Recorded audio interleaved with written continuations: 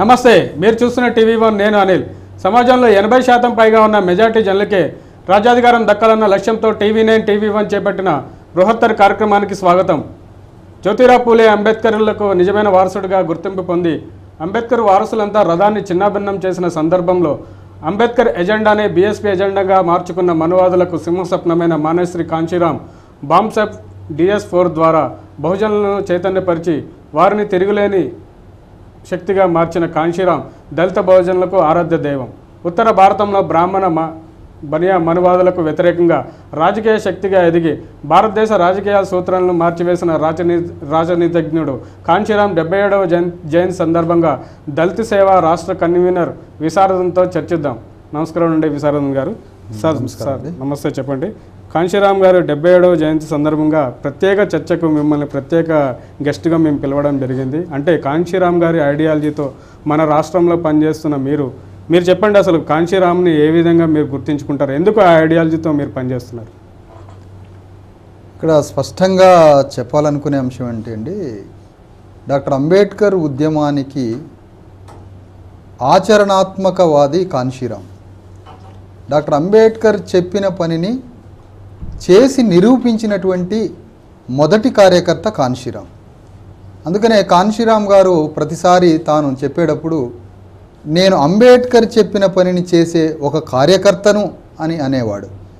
అయితే ఇక్కడ కాంశీరామ్ గారు చేసినటువంటి భిన్నమైనది ఏమిటి అంటే ఆయన యొక్క వర్క్ స్టైల్. కాంశీరామ్ గారు నూతనంగా తీసుకొచ్చింది కాంశీరామ్ గారి యొక్క మెథడాలజీ, వర్క్ స్టైల్, పని విధానాన్ని కొత్తగా సృష్టించాడు.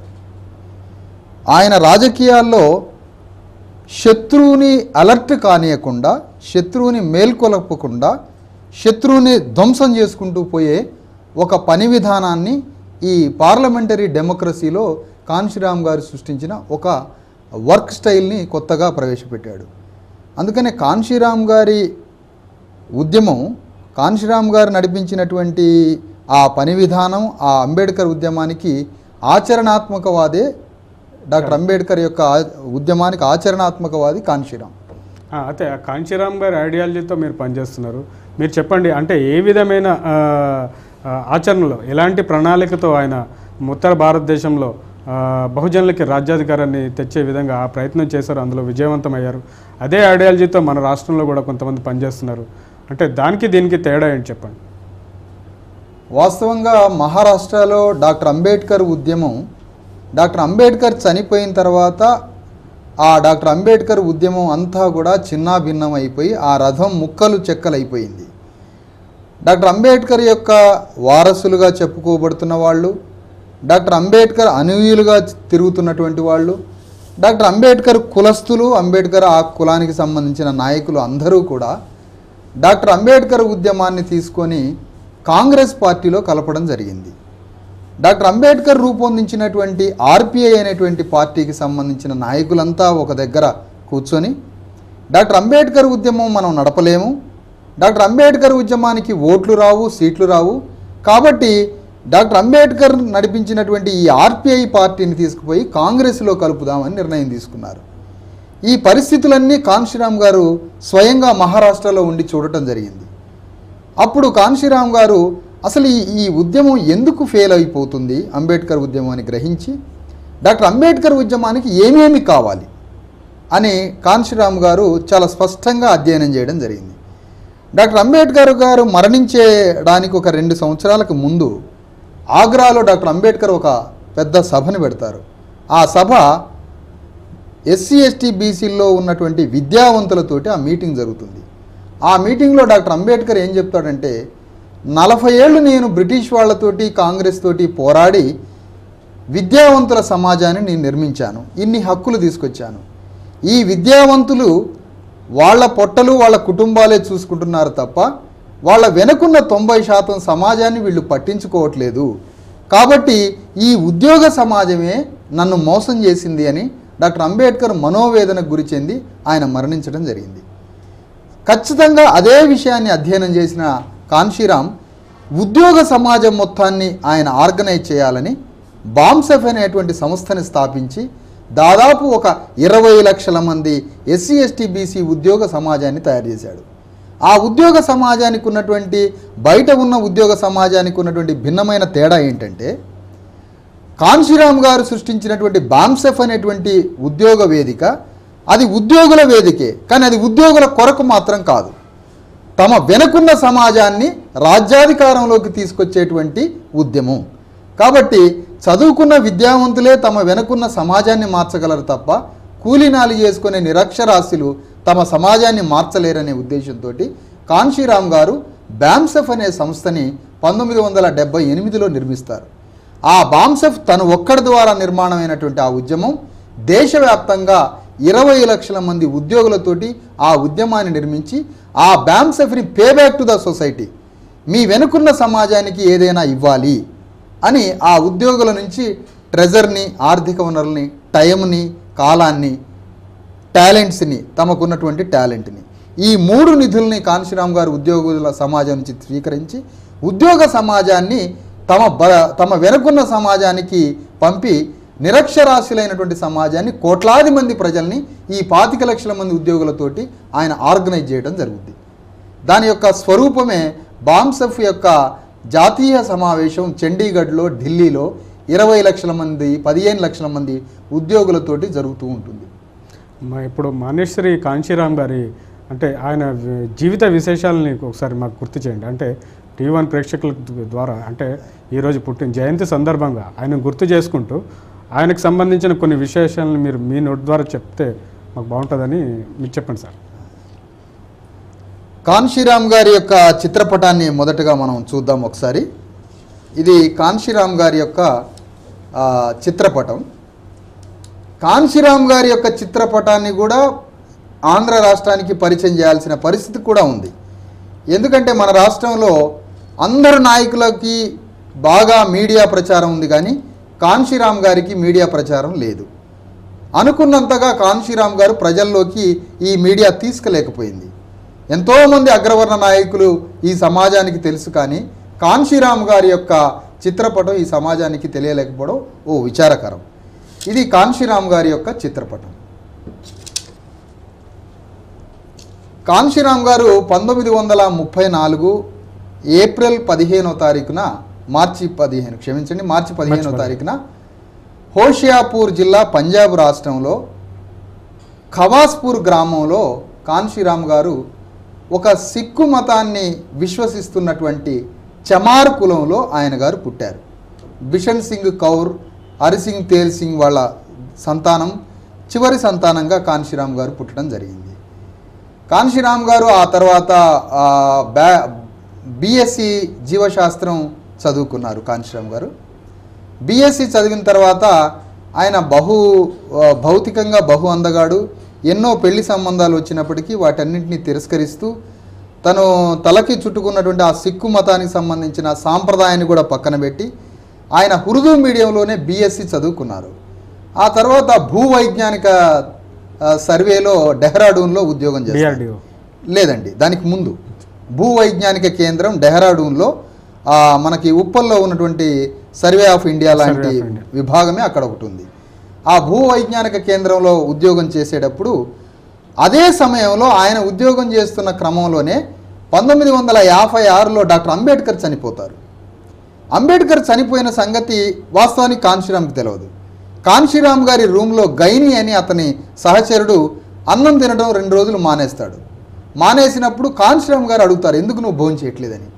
ఈరోజు డాక్టర్ అంబేద్కర్ చనిపోయారు అని ఆ గైని చెప్పినప్పుడు కాన్షీరామ్ గారు కూడా ఏడవటం జరుగుతుంది. అక్కడి నుంచి కాన్షీరామ్ గారు పూనాలో రక్షణ విభాగంలో, భారత రక్షణ సంస్థలో, భారత రక్షణ శాఖలో, డిఫెన్స్ శాఖలో ఒక ప్రేలుడు పదార్థాల విభాగంలో ఆయన ఎక్స్ప్లోజివ్ సైంటిస్ట్గా ఉద్యోగం చేయడం జరుగుతుంది. అప్పుడు ఆయన పనిచేస్తున్నటువంటి ఆ సంస్థలో మరి డాక్టర్ అంబేద్కర్కి సెలవు దినాన్ని రద్దు చేయడం జరుగుతుంది. మరి అంబేద్కర్కి ఎందుకు సెలవు దినం మీరు ప్రకటించట్లేదని అక్కడ కొంతమంది ఆ సంస్థలో కొంతమంది కార్యక్రమం చేస్తారు. దాని ద్వారా కాన్షీరామ్ గారు డాక్టర్ అంబేద్కర్ గురించి పూర్తి సమాచారాన్ని తెలుసుకోవడం, డాక్టర్ అంబేద్కర్ రచించిన కుల నిర్మూలన గ్రంథాన్ని తీసుకోవడం, అది చదవడం, దాని ద్వారా బాగా సమాచారాన్ని తెలుసుకున్నటువంటి కాన్షీరామ్ ఆ ఉద్యోగాన్ని వదిలిపెట్టి తన తల్లికి 30 పేజీల ఉత్తరం రాస్తాడు కాన్షీరాం. ఆ 30 పేజీల ఉత్తరంలో నేను ఈ సమాజానికి అంకితం కావాలనుకుంటున్నాను, డాక్టర్ అంబేద్కర్ ఉద్యమానికి కొనసాగింపు ఇవ్వాలనుకుంటున్నాను. డాక్టర్ అంబేద్కర్ ఉద్యమాన్ని కొనసాగించాలంటే నేను వ్యక్తిగతంగా 3 ధర్మాలని వదులుకోవాలనుకుంటున్నాను. ఒకటి, నేను బ్రహ్మచారిగా పెళ్లి చేసుకోకుండా మిగిలిపోవాలని. 2, వ్యక్తిగత ఆస్తి సంపాదించొద్దని. 2, శుభకార్యాలకి అశుభకార్యాలకి ఏ భావోద్వేగాల కార్యక్రమాలకి వెళ్ళనని 3 నిర్ణయాలు తీసుకొని డాక్టర్ అంబేద్కర్ ఉద్యమాన్ని కొనసాగించడానికి డాక్టర్ అంబేద్కర్ మూవ్మెంట్ కోసం కాన్షీరాం గారు మహారాష్ట్రలో అంబేద్కర్ ఉద్యమాన్ని అధ్యయనం చేయడానికి తిరుగుతాడు. తిరుగుతున్న క్రమంలోనే ఇందాక చెప్తున్నట్టుగా డాక్టర్ అంబేద్కర్ వారసులుగా చెప్పుకోబడుతున్నటువంటి వాళ్ళంతా డాక్టర్ అంబేద్కర్ ఉద్యమాన్ని, ఆ రథాన్ని ముక్కలు చెక్కలుగా చేసి ఆ రథాన్ని పక్కన పెట్టి అందరూ కాంగ్రెస్లో దిగిపోయినప్పుడు ఈ కాన్షీరాం గారు ఆ రథాన్ని తీసుకుపోయి ఉత్తరప్రదేశ్లో ఉన్నటువంటి చమార్లతోటి, ఆ చమార్ల యొక్క వాళ్ళ వందల వేల లక్షల మంది చమార్ ఉద్యోగుల్ని సమీకరించి, వారికి తోడుగా మరికొంతమంది ఎస్టీలని, బీసీలని, మైనారిటీ ఉద్యోగుల్ని సమీకరించి డాక్టర్ అంబేద్కర్ ఉద్యమానికి ఉత్తరప్రదేశ్ చమార్లతోటి ప్రాణవాయువును పోస్తాడు కాన్షీరాం. ఓకే అండి, ఉత్తర భారతదేశంలో ఆధిపత్య కుల రాజకీయాలకు వ్యతిరేకంగా అంటే బ్రాహ్మణవాదానికి, మనువాదానికి సింహం స్వప్నంగా నిలిచిన కాన్షీరాం గారు ఎట్లాంటి ఐడియాలజీతో, ఎట్లాంటి ఆచరణ అంటే ఎట్లాంటి ప్లాన్తో వీళ్ళందరినీ మోటివేట్ చేయగలిగారు, ఎట్లా ఒక తాటిపైకి తీసుకురాగలిగారు, ఎట్లా అక్కడ రాజ్యాధికారాన్ని అందించగలిగారు? ఇప్పుడు కాన్షీరాం గారి గురించి ఇందాక మనం చెప్పుకున్నట్టుగా కాన్షీరాం గారు నూతనంగా సృష్టించింది వర్క్ స్టైల్. కాన్షీరాం గారు ఒక మెథడాలజికల్ పని విధానాన్ని ప్రవేశపెట్టాడు. ఇంతవరకు భారతదేశంలో సింహాన్ని మనం చంపాలి అనుకుంటే, ఒక సింహాన్ని చంపాలనుకుంటే ఆ సింహం దగ్గరికి పోతే ఆ సింహం మనల్ని చంపేసిద్ది. సింహం దగ్గరికి పోవడం, సింహం దగ్గరికి రెచ్చగొట్టి దేశంలో ఉన్న, భారతదేశంలో ఉన్న ఎస్సీ, ఎస్టీ, బీసీ, మైనారిటీ ప్రజలందరినీ అన్ని అగ్రవర్ణ రాజకీయ పార్టీలు సింహం మీదికి రెచ్చగొట్టి పంపిస్తూ ఉంటాయి. ఆ సింహం ఎస్సీ, ఎస్టీ, బీసీల మొత్తాన్ని తన పంజాతోటి చంపి తింటూ ఉంటుంది సింహం. కాన్షీరాం గారు ఏమంటారంటే, సింహం దగ్గరికి డైరెక్ట్గా పోయి చంపొద్దు. సింహానికి నీరు, సింహానికి గాలి, సింహానికి ఆహారం, 3ంటిని సింహం దగ్గరికి పంపకపోతే సింహం చనిపోద్ది. అంటే సింహాన్ని చంపటము అని అంటే సింహానికి అధికారం రాకుండా చేయడం. అధికారం లేకపోతే దానికి కోరలు పోతాయి, అది మరణిస్తుంది. ఆ అధికారం లేకుండా చేయాలి అని అంటే ఓటు ద్వారా అధికారం లేకుండా చేస్తే వాటి ప్రాణం చనిపోతుంది అనేది కాన్షీరాం గారి విధానం. కాబట్టి ఈ దేశంలో ఇప్పటి వరకు కూడా ఎస్సీ, ఎస్టీ, బీసీ, మైనారిటీలందరినీ కూడా ప్రభుత్వాల మీదకి రెచ్చగొడుతూ ఉంటారు. పెట్రోల్ ధరలు పెంచేది ప్రభుత్వమే. పెట్రోల్ ధరలు పెంచేది ఒక రాజకీయ పార్టీ పెట్రోల్ ధరలు పెంచుద్ది తను అధికారంలో ఉన్నప్పుడు. అధికారంలో ఉన్నప్పుడు పెట్రోల్ ధరలు పెంచి అధికారం నుంచి బయటికి రాగానే పెట్రోల్ ధరలు తగ్గించాలి అని ఎస్సీ, ఎస్టీ, బీసీ ప్రజల్ని రెచ్చగొట్టి ప్రభుత్వం మీదకి పంపిస్తుంది. ప్రభుత్వం ఏం చేస్తుందంటే తన దగ్గర ఉన్నటువంటి సైన్యాన్ని ఈ ప్రజల మీదకి తోలుతుంది. ప్రజలు ఎస్సీ, ఎస్టీ, బీసీ, మైనారిటీలే పోరాడేది, పంపించే సైన్యం ఎస్సీ, ఎస్టీ, బీసీ, మైనారిటీలే. అది సిఆర్పిఎఫ్ కావచ్చు, బిఎస్ఎఫ్ కావచ్చు, ఈ రాష్ట్రంలో ఉన్నటువంటి పోలీసులు కావచ్చు, సివిల్ పోలీసులు కావచ్చు, ఆర్పిఎఫ్ కావచ్చు, వైమానిక దళం కావచ్చు, ఏదైనా కావచ్చు. భూమి మీదకి వచ్చి యుద్ధం చేసేటువంటి ఆ సైన్యమంతా ఎస్సీ, ఎస్టీ, బీసీలు. ప్రభుత్వం మీదకి పోరాడి రెచ్చగొడితే పోరాడేవాళ్ళు ఎస్సీ, ఎస్టీ, బీసీ, మైనారిటీలు. ఈ ఇద్దరి మధ్య యుద్ధం జరుగుతున్నప్పుడు అటు పోలీసులు ఎస్సీ, ఎస్టీ, బీసీలు చనిపోతారు, ఎస్సీ, ఎస్టీ, బీసీ ప్రజలు చనిపోతారు. ఈ దేశంలో జరిగిన అన్ని పోరాటాల యొక్క తీరు ఇదే. అది గంగవరం పోర్టులో మొన్న కాల్పులు జరిగితే గంగవరంలో చనిపోయిన వాళ్ళు కావచ్చు, ముదిగొండ కాల్పుల్లో చనిపోయిన వాళ్ళు 7 మాదిగ కులస్తులు కావచ్చు, బషీర్బాగ్ కాల్పుల్లో చనిపోయిన బీసీలు కావచ్చు, మొన్న కాకరవల్లిలో కానీ చనిపోయిన వాళ్ళు 2 బీసీలు కావచ్చు.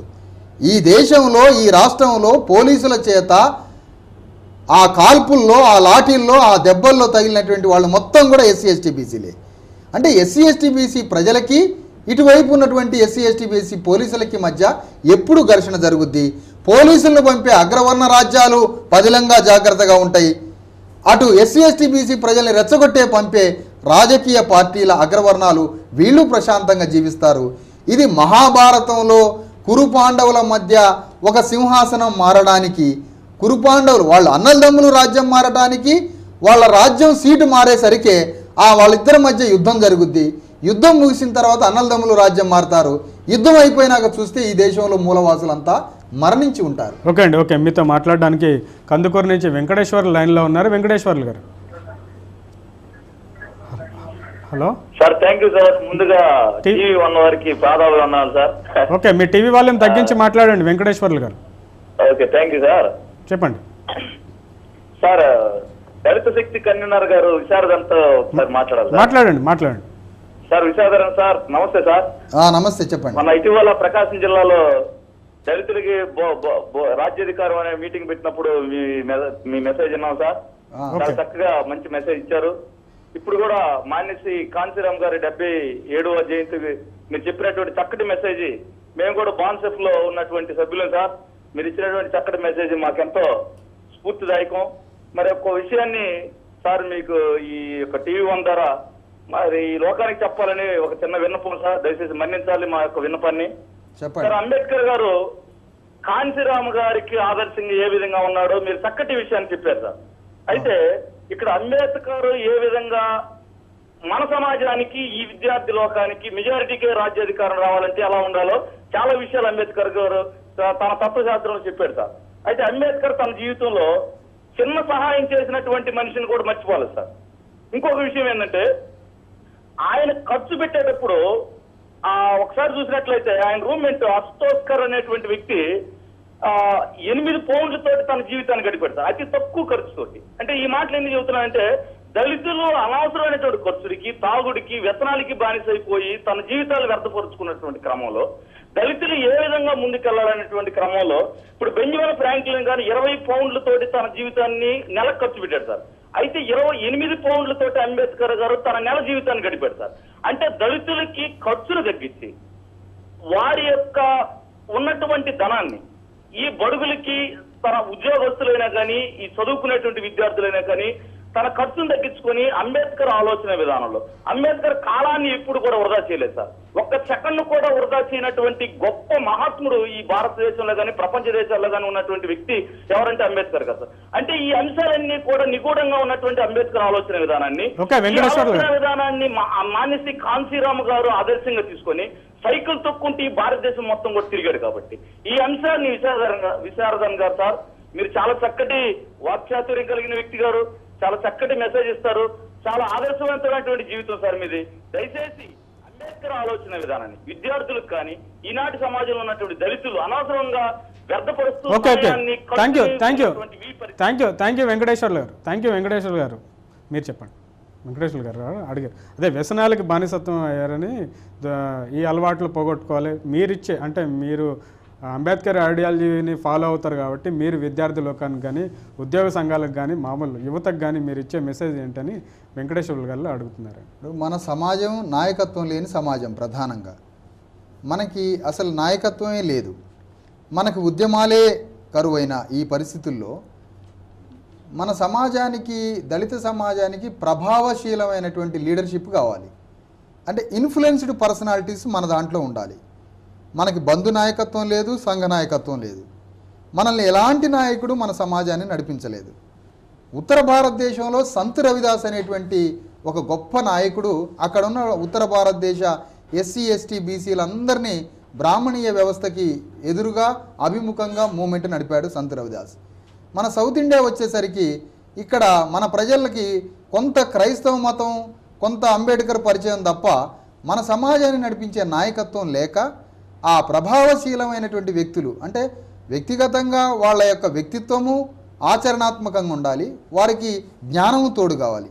ఈ రెండింటితో నడిపించేటువంటి ఆదర్శప్రాయణీయమైనటువంటి వ్యక్తులు ఎప్పుడైతే వస్తారో, ఆ వ్యక్తుల వెంట ఎప్పుడైతే ఈ సమాజం నడవగలదో అప్పుడు మాత్రమే ఈ వ్యసనాలు కానీ ఇంకోటి కానీ పోతాయి. అంతే తప్ప నాయకత్వం రానంత వరకు మనకున్నటువంటి ఏ అయితే అలవాట్లు ఉన్నాయో అవి పోవడం మాత్రం అసాధ్యం. ఓకే అండి, ఓకే. మీతో మాట్లాడడానికి శ్రీకాకుళం నుంచి విజయ్ కుమార్ లైన్లో ఉన్నారు. విజయ్ కుమార్ గారు. నమస్తే విజయ్ కుమార్ గారు. విశారదన్ గారు ఉన్నారు, మాట్లాడండి. Okay sir. హలో సార్, చెప్పండి.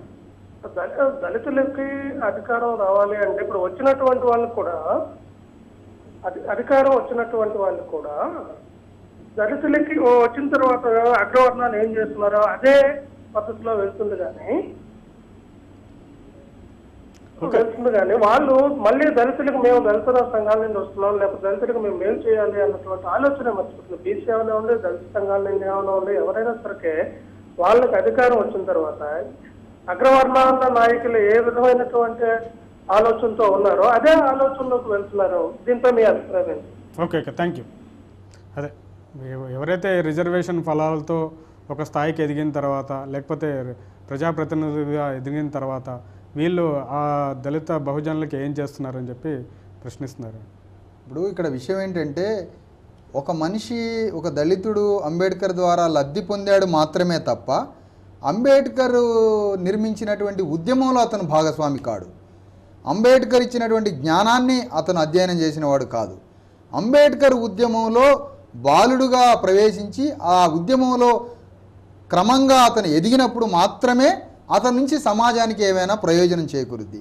అంబేద్కర్ ఉద్యమంలో జీవించకుండా, అంబేద్కర్ ఉద్యమంలో ఆ వ్యక్తి ఆ ఉద్యమంలోని పెరిగి పెద్దవాడైతే అతను సమాజానికి ఏమైనా చేయగలడు. ఖాళీ డాక్టర్ అంబేద్కర్ యొక్క లాభాలను మాత్రమే బెనిఫిట్ అయినటువంటి వాడు తన సమాజానికి ఏమీ చేయలేడు.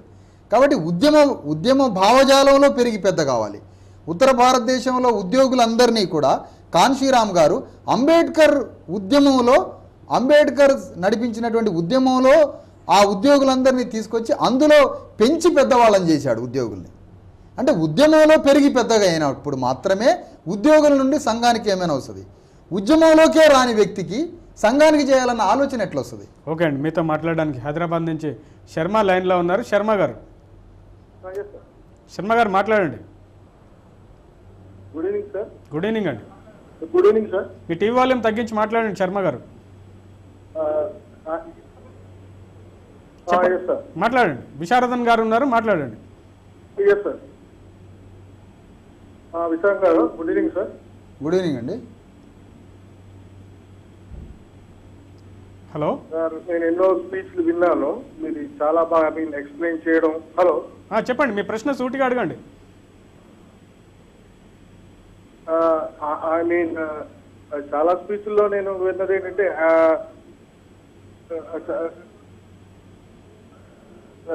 చాలా అగ్రకులాలు వ్యతిరేకంగా డైరెక్ట్ గా మాట్లాడడం తప్ప మీలాగా వివరంగా ఎగ్జాంపుల్స్ ఇచ్చి ఎడ్యుకేట్ ఏం చేయట్లేదు సార్. కానీ మీరు చాలా బాగుంది స్పీచ్ అని మీ వివరణ ఇవ్వడం అంతా. So one doubt I have, each time sorry ఇక్కడ వింటూ నేను చాలా సందర్భాల్లో బ్రాహ్మణ వ్యతిరేక వాదం అంటారు. What you exactly mean by that? Okay thank you Sharma గారు. బ్రాహ్మణవాదం అనే ఒక పదాన్ని ఎక్కువగా వాడుతూ ఉంటారు. అసలు బ్రాహ్మణవాదం అంటే ఏంటి అని నా ప్రశ్న. మీ స్పీచెస్ అన్న నాకు చాలా ఇష్టం అండి. బ్రాహ్మణుడు వేరు, బ్రాహ్మణవాదం వేరు. ఇది బ్రాహ్మణికల్ సొసైటీ, ఇండియాలో నిర్మించబడ్డది బ్రాహ్మణికల్ సొసైటీ అని.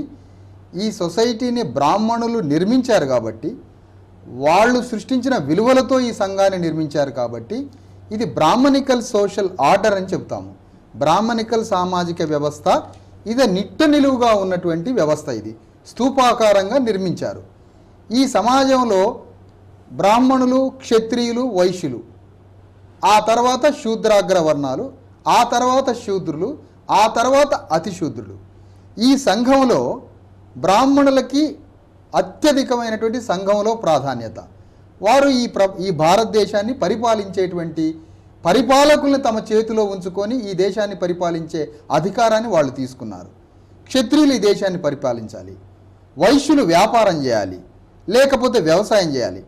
శూద్రులకి ఖడ్గం మీద హక్కు లేదు, శూద్రులకి భూమి మీద హక్కు లేదు, శూద్రులకు విద్య మీద హక్కు లేదు. వారి కింద ఉన్నటువంటి అతిశూద్రులు, వాళ్ళకి ఈ మూడు హక్కులు లేకపోవడమే కాక పైగా తిరిగి అస్పృశ్యత అనేటువంటి ఊరికి వెలివేయబడ్డటువంటి జాతులు.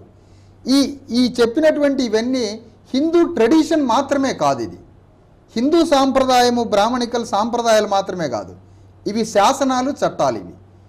ఇది మనుధర్మశాస్త్రం ఉన్నప్పుడు మనుధర్మశాస్త్రంలో ఉన్నటువంటి చట్టాలు ఇవి. వీళ్ళు ఇదే పని చేయాలి, వీళ్ళు ఇదే పని చేయాలి.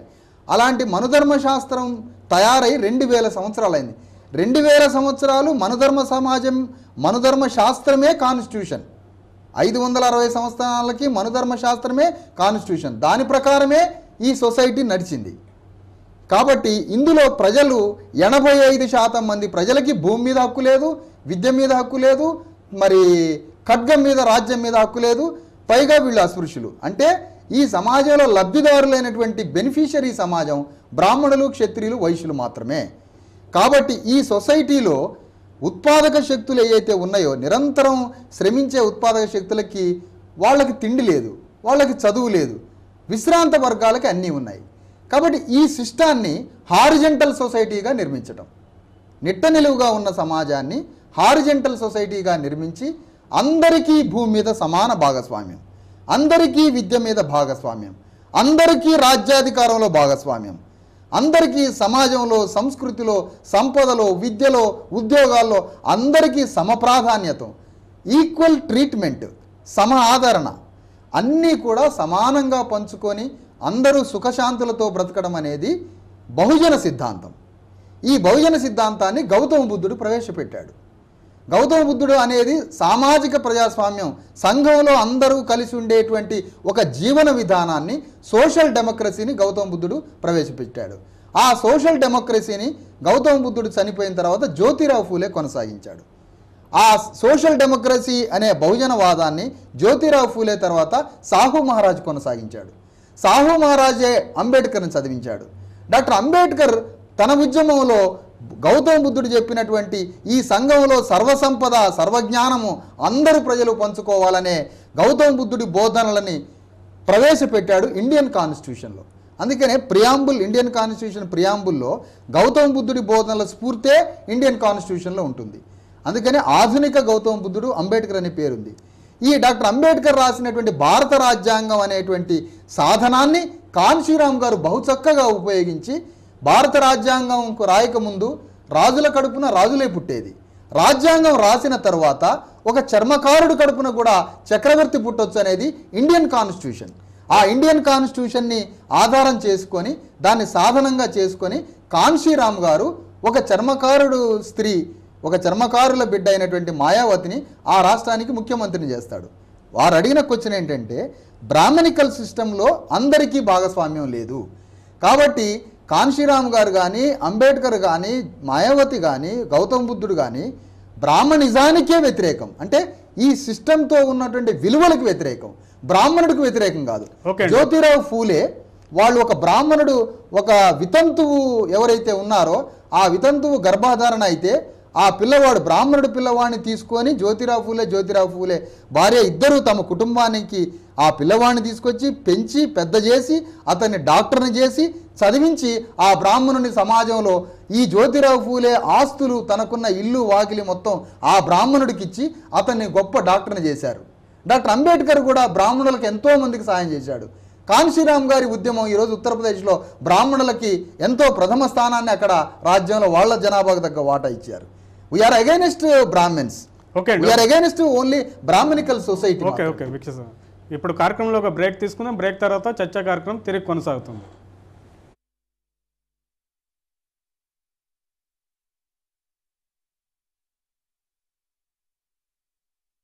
తెలుగు టెలివిజన్ ప్రేక్షకులకి సుపరిచితమైన ఆ గొంతు కొంతకాలం